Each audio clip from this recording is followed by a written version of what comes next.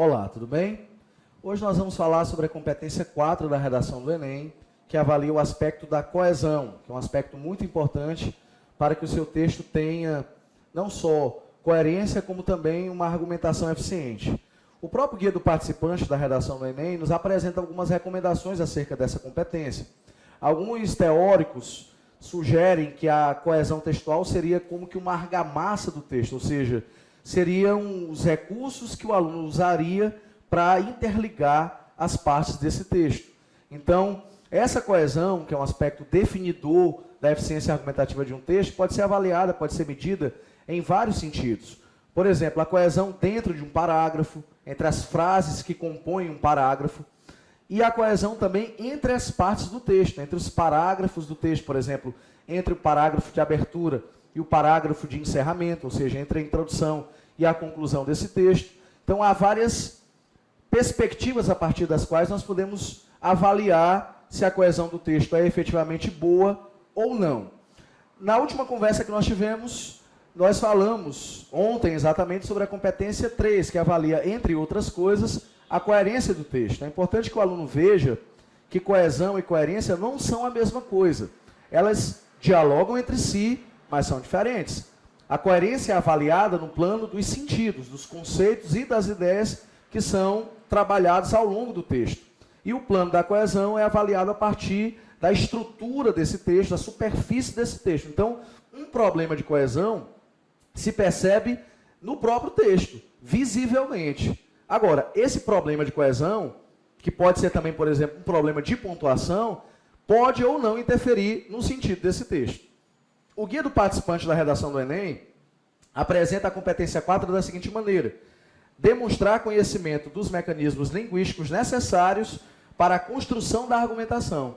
Então, nessa definição que o guia do participante apresenta, o que nós podemos perceber? Que o avaliador do Enem vai notar no seu texto os elementos linguísticos que você vai usar para construir a sua argumentação. Ou seja, ele em momento nenhum vai avaliar o que nós chamamos de coesão ideológica, porque às vezes a conexão entre as partes do texto não carece exatamente do uso de um conectivo, como outrora se ensinava. Há alguns alunos até que mantêm esse vício, aspas, de sempre começar um parágrafo, por exemplo, com um conectivo. Ainda que, mesmo que, então, por isso, como uma forma de tentar estabelecer uma conexão direta entre o que ele vai começar a dizer e o que ele disse no parágrafo anterior. Hoje não há mais essa necessidade. Inclusive, há alguns mecanismos de coesão que já são, de certa forma, até caducos. Por exemplo, o mesmo, mesma, que eram mecanismos usados antes com muita ênfase, não é? Hoje já não são mais utilizados, né? O este, por exemplo, na construção. O Brasil é um país que passa por uma situação econômica privilegiada, ponto. Situação esta ou situação essa que era uma construção antes muito comum. Hoje já não é mais tão recomendada, né? Hoje, na verdade, o que se recomenda em relação à coesão é que você use os mecanismos linguísticos necessários apenas quando efetivamente houver a demanda disso. Então, às vezes, o aluno usa em excesso esses elementos de coesão e, em vez de estabelecer as conexões devidas, acaba prejudicando a própria fluência do texto. Outra questão importante com relação à coesão do texto é o tamanho dos períodos. Uma coisa é certa, e você, aluno, não pode esquecer disso.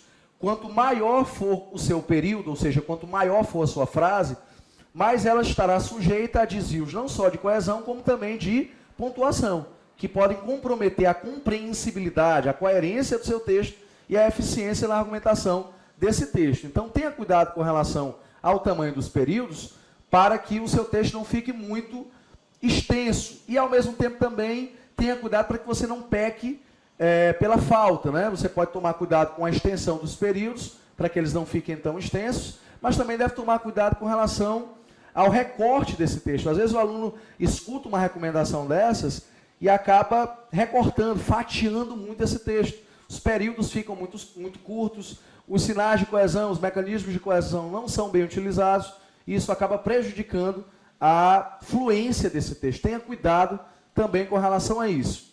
O guia do participante da redação do Enem faz uma série de advertências com relação a essa competência 4, que eu gostaria de compartilhar com vocês.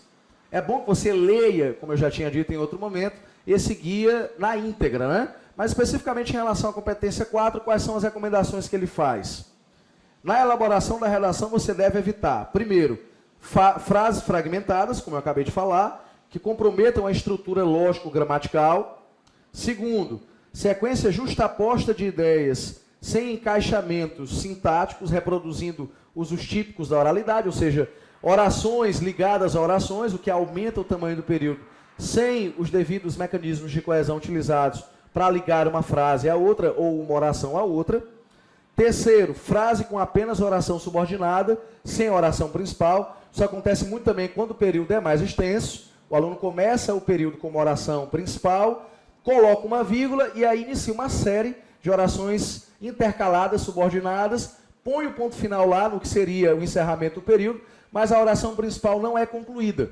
Isso, então, deixa o raciocínio aberto. É um problema de coesão, que também, ao mesmo tempo, é de coerência. Outro aspecto, emprego equivocado do conector, preposição, conjunção, pronome relativo, alguns advérbios e locuções adverbiais que não estabeleça a relação lógica entre dois trechos do texto e prejudique a compreensão da mensagem. Às vezes o aluno, no afã de usar esses elementos de coesão, acaba usando esse elemento de forma equivocada. Por exemplo, ele começa um raciocínio, coloca o ponto e aí usa porém, contudo, todavia, mas, que são conjunções coordenativas adversativas, que estabelecem entre o período que se inicia e o período anterior uma relação de oposição de ideias. Mas se você for olhar lá entre o período que você vai começar e o anterior, não há nenhuma relação opositiva. Portanto, não haveria nenhum sentido, nenhuma relação semântica que justificasse o uso daquele conectivo. Então tenha cuidado para que você use o conectivo exatamente quando for necessário. Outro aspecto que o guia do participante observa é o seguinte: emprego do pronome relativo sem a preposição quando obrigatória. Esse é um desvio muito comum. Por quê? Porque nós somos, no dia a dia, acostumados a usar o pronome relativo sem a preposição antes. Por exemplo, o time que eu torço jogará hoje à noite. Na fala, tudo bem, ninguém vai condenar você, ninguém vai apontar nenhum erro, mas na modalidade escrita formal que se exige nessa redação do Enem, há um desvio de gramática aí. Por quê? O verbo torcer é um verbo transitivo e indireto. Quem torce, torce por alguém ou por alguma coisa. Razão pela qual nessa construção, o pronome relativo que deveria ser acompanhado pela preposição por. Então o aluno devia dizer o time pelo qual eu torço ou o time porque eu torço jogará hoje à noite. Então tome cuidado quanto a isso também. O último aspecto acerca do qual o guia do participante chama a atenção em relação à competência 4 é o seguinte: repetição ou substituição inadequada de palavras sem se valer dos recursos oferecidos pela língua. Pronome, advérbio, artigo, sinônimo.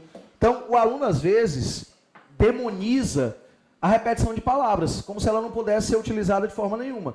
A repetição de itens lexicais, ou seja, a repetição de palavras, é um instrumento de coesão também que a língua nos possibilita.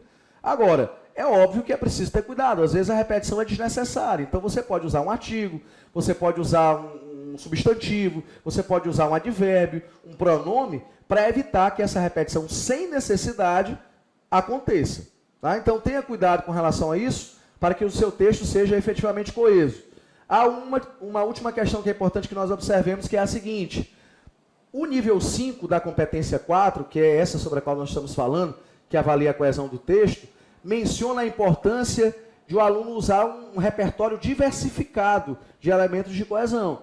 Esse texto foi inserido no guia do participante para a redação do ano de 2013. Então, no ano passado não havia essa exigência, ou seja, não havia a exigência de que o aluno usasse um repertório de elementos de coesão diversificado. Então, além de você usar adequadamente os instrumentos de coesão que a língua te oferece, é importante também que você diversifique esses instrumentos, porque se você assim fizer, obterá a nota máxima na competência 4 da redação do Enem. Muito obrigado e amanhã nós vamos falar da competência 5, que avalia a proposta de solução para o problema abordado nessa redação.